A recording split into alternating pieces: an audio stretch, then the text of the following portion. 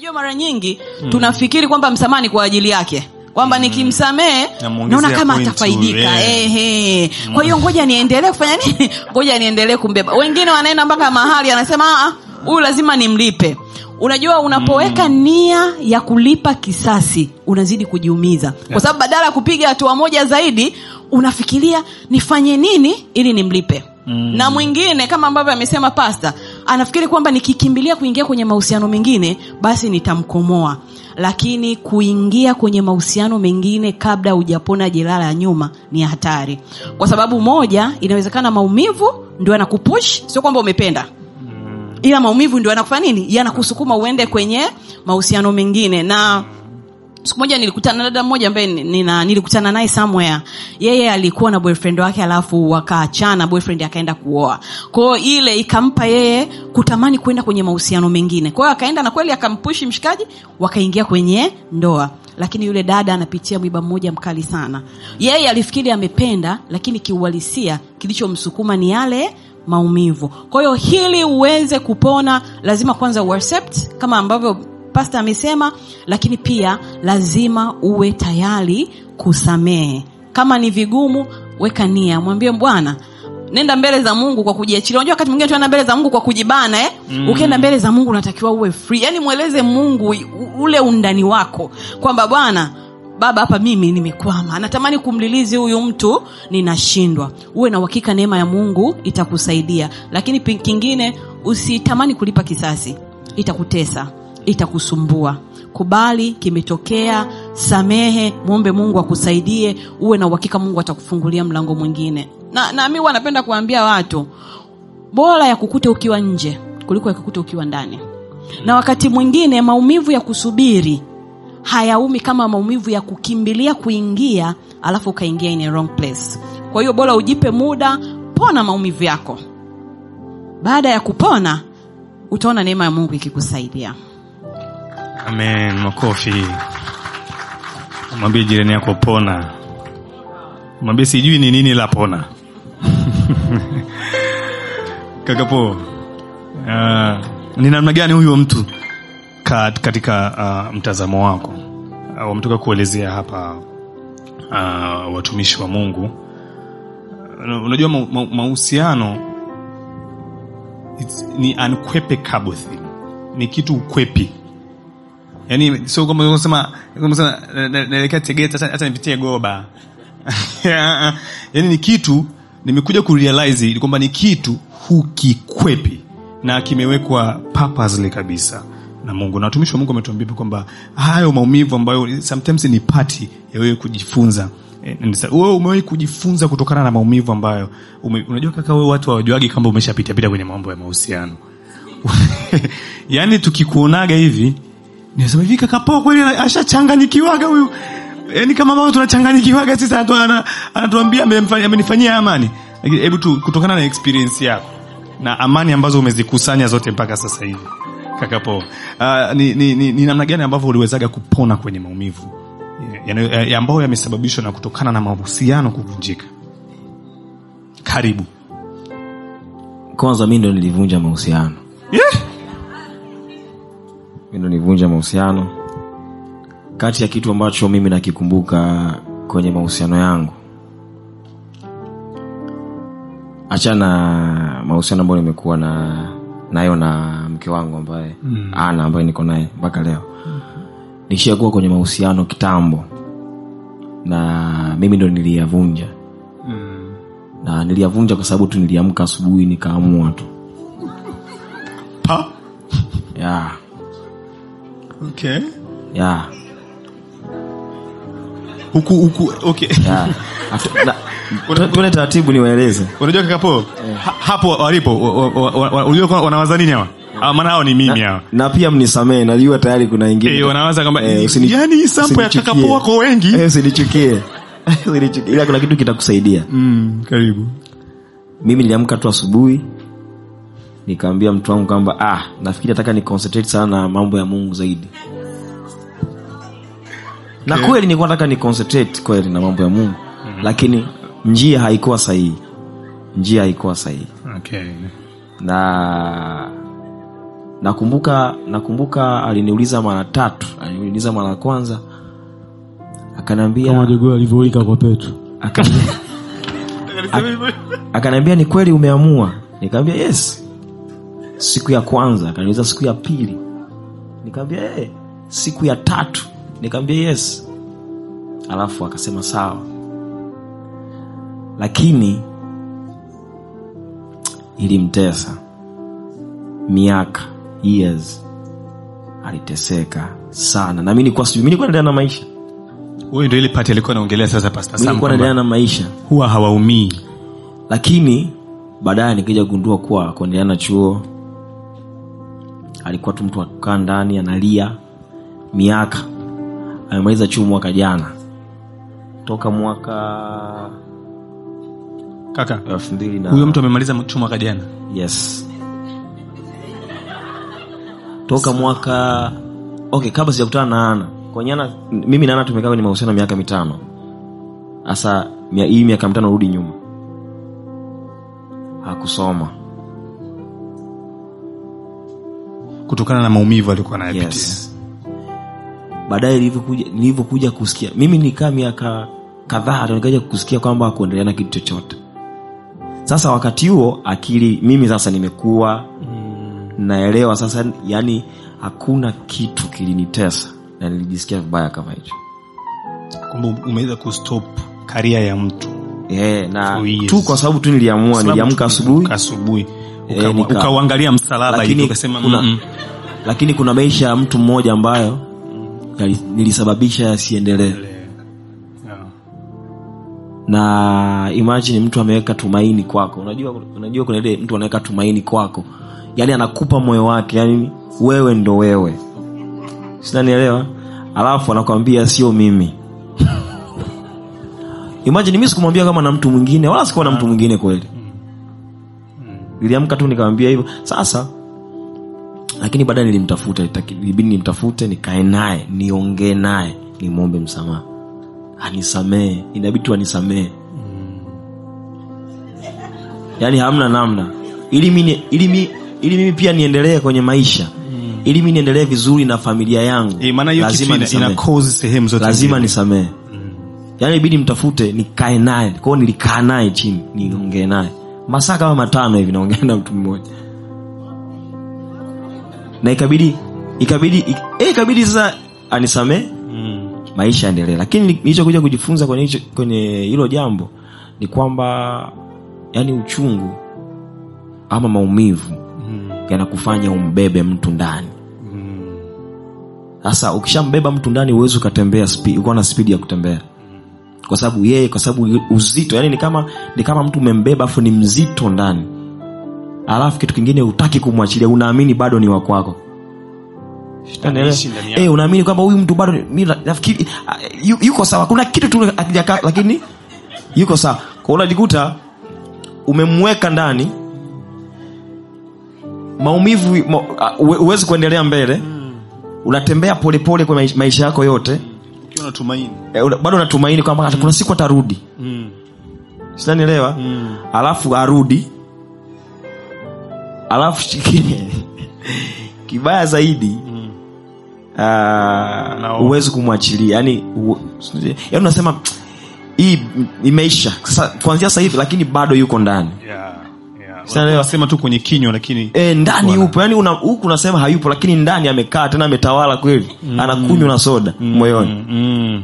Sio, unaelewa? Lakini huku unavyosema unasema mimi hii nimeachilia. Muda tu mimi haipo tena na vitu kama hivyo. Lakini cha msingi ni kama alivyosema mtumishi wa Mungu, kumwachilia mtu, kumsamehe mtu.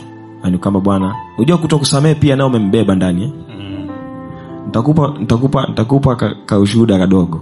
Kuna mchungaji mmoja alikuwa anapenda kupiga ngoma. Unafahamu ngoma zile za kanisani zile? Drums. Sasa wakati wajua mchungaji bado, akamuona yule drama anapiga, akasema ngoja nimcheki, baadaye tukitoka kanisani nimfuate, niongee naye, nimwambie anifundishe kupiga ngoma. Kweli baada ikaisha akatoka akamfuata. Alipomfuata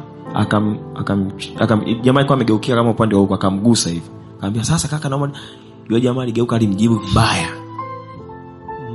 Sasa yule bwana akakana kikitu. Yule mchungaji sasa, kikitu kimekaa moyoni miaka kama 5 hivi. 3 sijui. Mwisho wa siku akasema, ngoja leo nikienda kanisani nimfuate, nimwambie nimekusamehe, amfuate yule drama. Kweli baada ikaisha, akamfuata yule drama. Akamwambia, amemgusa, amemfuata na akamwambia, akamsalimia vizuri, akamwambia unanikumbuka? Yule drama akamwambia sikukumbuki. Sasa imagine jamaa amembeba moyoni miaka 3, alafu jamaa huyu mwingine hata akumbuki wala ajue anaendelea na maisha yake. Wewe umembeba mtu ndani, umekaa naye ndani. Mwenzako hana habari na wewe, ana maisha mengi, wala akumbuki kitu ambacho kimetokea kwenye maisha. Sio alikuumiza ajui, yeye anaendelea na maisha, wewe umembeba. Ndio maana mtumishi wa Mungu anavyosema, ukisamehe kwa ajili yako, ukiachilia ni kwa ajili yako wewe. Yeye yule jamaa ameshaendelea na maisha yake, wala akumbuki, wewe unajiumiza mwenyewe. Kwenye albamu yangu mpya ambayo natoka mwezi wa 5. Kuna wimbo nimeimba mule. Kuna wimbo nimeimba nasema, niliposema ndio ukapata nguvu ya kuingia moyoni, ukafanya vurugu, ukanipofusha macho, ukanifanya bubu. Kumbe upendo huu ni upofu tu.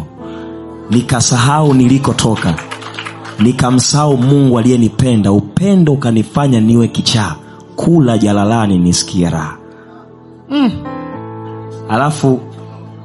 Alafu chorus inasema, nisaidie moyo wangu Baba, niliruhusu upendo unitawale. Kwa hiyo mwisho wa siku, ili kupona, kuna wakati unatakiwa umwambie Mungu niponye.